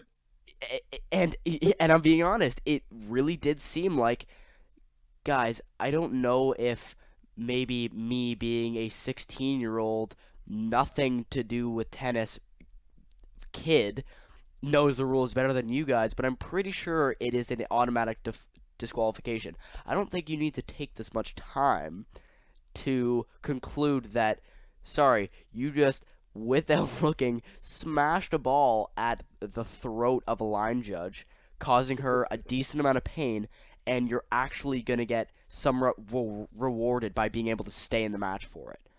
And he argued and tried to plead his case, and I'm sure what they said straight up to him is, you know what, Novak, I know it sucks. I know you're the number one seed. I know you're here, U.S. Open. You haven't lost a match yet in the season. He had not lost a match yet. But sorry, rules are rules, and you lost control of the ball. You're disqualified. That's all that There's no, needs to be said. there's no other way. Hey, what if she got popped in the eye? Yeah. The throat was bad. There could have been worse things. Like, what if she, I don't think she was probably going to get a tooth knocked out at that pace. But Yeah. No. so, you never know, Yeah. Exactly. Though it definitely right? could have been worse. So it's a deef. It's a 100% deef. Dairy Queen, the guy, he's out of there. Sorry, Novak. No number 18. No number 18. Gonna have to wait. Is it seven? What is he on? Is it 17 or 18? I think he's around. It's one of the two. He's right there. He's right there. He's motoring. Yeah. And that's Yeah. the other thing, right? Like that's what's got to suck for him. This tournament probably seemed like a layup. He was like, "Oh my god, I'm just cruising Yeah. to the title here." Gets Yeah. all grumpy in the first set against Busta and just Yeah. Goes down a just break. blows it for himself. Yeah, he's won 17. So Nadal's at 19. Federer's at 20. yeah, exactly. Yeah. So no one wants that to happen. Obviously, no one wants to lose the entertainment of Djokovic. Don't get me wrong. He's always been if he's in a match against another star athlete, another star tennis player, it's going to be an entertaining match. There's no question about that. But you know what? Rules are rules. That is what it is. But lead into our conversation we just had is that's a round of 16 match really open up the draw for people. A guy like Carreno Busta, for perfect example. This guy was 100% thinking in his mind, you know what? I had a great tournament, made it as far as I could, but I just met Novak Djokovic in the round of 16 of the U.S. Open. It really did change for Carreno Busta. He gets this victory, and then now he's got to play Shapovalov at the quarterfinals of the U.S. Open, and squeaks out a win. Now this guy changed from, oh, I'm almost guaranteed out, I'm playing the number one seed in the round of 16, to now he's got a chance to play a not very well played player in Grand Slams in Zverev in the semifinals of the U.S. Open. Totally changed. I mean, if I'm not mistaken, I think this is his second trip to the U.S. Open semi somehow. Yeah, somehow. He hasn't done a ton else in his career, and yeah, I mean that you never know when fortune is gonna sort of present an opportunity in front of you. And hey, all fairness to him and all credit to him, he grinded out that 5-set win over Shapo. Yeah, it looks like he was going to grinded it get out. blown off the court in sort of the first set, in that first set, and then in the fourth set, he got murdered. And all of a sudden, in the semis against, you're right, Zverev, who's kind of in unfamiliar, uncharted territory. So if this guy creeps to the finals after the Djokovic default disqualification, this is good. I think this is one of the better sports stories of the year, I would say. Mm-hmm. Yeah, for sure. So let's wrap this U.S. Open tennis topic up with we're into the semifinals are set after teams cruise 3-set victory tonight. We know that they're going to be entertaining. We know that arguably one semi might be a little more intense maybe that one semi might actually be considered the final of this tournament. But let's hear predictions for the semifinals of the U.S. Open. I love Medvedev. I love Medvedev's competitive spirit and guile, and all his intangibles and just like his ability to win in different ways. I just think it's team's time. I think it's been a long time coming for him. He just looks so sharp, just mashing a couple of the next gen guys. Um, not competitive matches at all. When I think most people would have thought they'd be decently competitive 4 or 5 set matches. Mm. Uh, I just think it's his time, and I think Carreno Busta is going to be the guy he takes out in the finals. I think team's going to play Carreno Busta. I think Zverev's going to freeze up. He's done it before. Carreno has nothing to lose, and I think he's just going to be really solid and let Zverev kind of beat himself. And then I think team's going to mash him in the finals for his first Grand Slam. I couldn't have said it any better. Uh, so I want to finish off here with a couple general points because let's be honest here.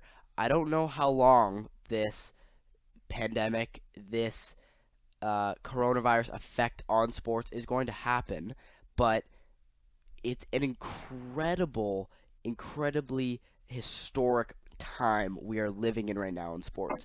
It may never happen again. It may change sports for the next decade. Who knows, right?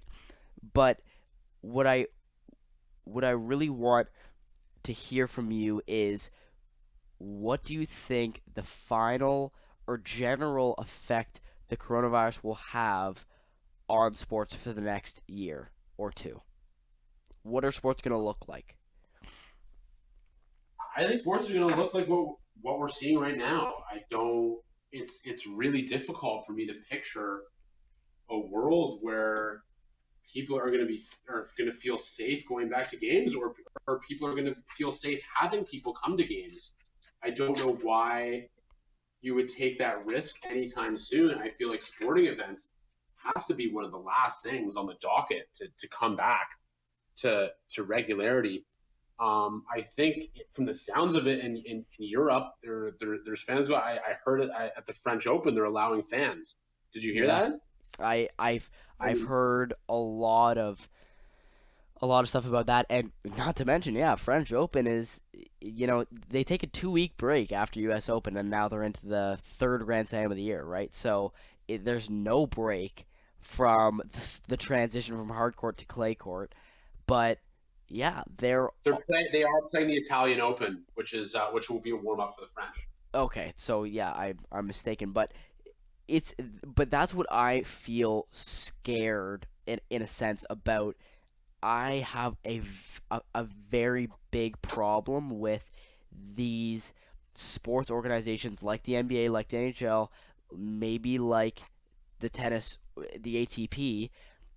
Are they, because of whatever it may be, money, giving the fans what they want? Are they gonna rush back in, which would be possibly the worst thing that could happen for sports right now after they've shown how successful it could be with no fans, with a much simpler uh, plan? Are they going to rush in is the real question. I don't think so because, like you say, I think there's just too much on the line, both from a physical standpoint, in terms of spreading the virus and illness, to a financial risk. Like, why would you put all this money back into setting it up and taking, the necessary precautions to have a safe environment? And if it breaks down, the amount of money you had to spend on that for it to be for nothing, and you have to come back to this, initial plan of putting everything in a bubble. I just, to me, the risk reward seems completely off to do anything drastic right now, other than just run back what everyone's been doing. Yeah, I I think that after all these sports, because eventually we're in the playoffs for a lot of sports right now. Eventually, it's kind of gonna come to an end, and there's gonna be an off season, and that's where these organizations are going to have to decide and make announcements about what their plans are going to be for the upcoming seasons. The NBA season, it, they're gonna have to do something if they want to get it back to the what they usually had. Are they gonna have the summer free agency and the draft at the regular time and the season starting back up in October, or are they gonna change what the NBA season is going to look like timeline wise for the next couple years until they can figure out a more, safe way to do it? So, I don't know how to look at it, but it's for sure 100% going to be super interesting what comes after all these playoffs are over and finished with. Yeah, and I mean, it's so easy to speculate on what's going to happen. And one thing I started doing was started telling myself, when they started talking about coming back and the bubble, and I just tried to stay away from it. And some of it's interesting to read, but at the same time, for me, it was like, tell me the starting date, and I'll be there watching. Yeah. And I'm not getting into speculation. And I mean, we're not privy to enough information. There's so much going on that we have no idea about. So in progress. I mean, just think of how sharp a bunch of these minds are that are in charge of figuring this stuff out, and how much they want to keep this away from the public. It could be because the situation. Think it's because maybe sports is back for 5. Who knows? I have no idea. For me, it's just like when's the game? I'm tuning in. Yeah, totally. Um, so you know what? I think that's it's been an incredible conversation this episode. We've covered two pretty big sports going on right now, and just so much detail. The sports right now are just amazing. I I can't even describe to you how entertained I am about the intensity of sports right now and how many fans it's attracting and the creativity that's actually going on with fans not being able to go watch games with no fans in the stadiums. It's incredible to watch, uh, and I'm sure you could agree. But you know, I'm just hoping that it can continue. I'm hoping that the coronavirus pandemic won't affect the mindset of these organizations when it comes to money, when it comes to fans. I'm hoping that they'll take the safe route because that would be so ideal. Couldn't you agree? Yeah, I mean, I'm with you, buddy. I've just been enjoying it so much, and I I just don't know which direction it's going to go. I'm just trying to enjoy these games as much as possible. I can't believe how long we went without it when you think about it. Yeah, And I mean, the scary thing is, I kind of got used to it, and I forgot how magical these viewing experiences are, and to be able to like deep dive the way we did tonight about this stuff. I mean, it's like our fantasy was just an unbelievable experience, and hopefully we can keep it going. yeah. So, you know what? I think it would be totally wrong if we didn't almost give our listeners who stayed this long, listening all the way to the end, not something to leave with. And I know you. I've known you for a very long time.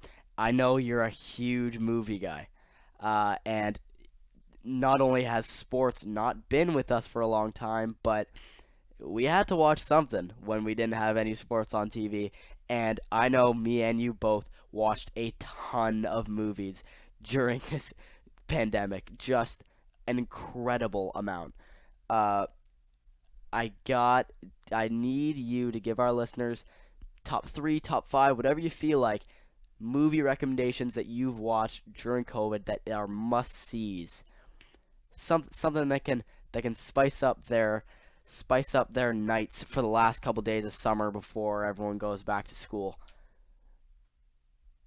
Well, I'm gonna keep it light, and I'm gonna keep it sports based. So I swore these movies. I had no interest in these for some reason, and obviously COVID, you start picking fives a little, going a little deeper down the rabbit hole. Yeah. And for me, the Goon movies, Oh. Goon, Goon One and Goon Last of the Enforcers, are just absolute treats. I honestly, when I put on Goon, I was like, if I can make it through, that's a win. And phenomenal movie. They had quite a bit of heart. I like how they were shot. Um, Sean William Scott, of course, being the lead, the enforcer, and I just thought it was really cool. They show the little Canadian towns and the population. The soundtrack's great. Just really fun movies I found, and super aggressive, bloody, and just a really good time. So, Oh, you how sports couldn't you fans love it? always be listening to this. And if you're looking for some laughs, those Goon movies are fantastic. Well, you heard it from Coach Hutz. Those are the movie recommendations for the episode. The Goon movies. Go ahead and watch them. Comment on the video if you watch them, what you think. But Greg, all I can say is it was incredible talking to you on the show, talking to you about what we love to talk about, what we love to talk about in the NBA and tennis and everything that goes on. I'm sure we're going to be hearing a lot from you in the future, having you on the show a ton. Uh, I can't talk about sports with anyone like I can with you. It's awesome. Yeah, this was wicked, buddy. Thanks so much for having me. Yeah, guys, you know what? From the Simply Sports Podcast, we'd like to thank you guys for tuning in and watching. If you watched the entire thing all the way up until this point, I really appreciate it. And if you see my Instagram, if you see my Gmail, send me some messages, follow, make sure to like, subscribe, share it if you can, if you want to. If you don't, no pressure, that's fine. But you know what? That's us signing off for today, guys. I really appreciate you guys tuning in. Thanks. Have a good night.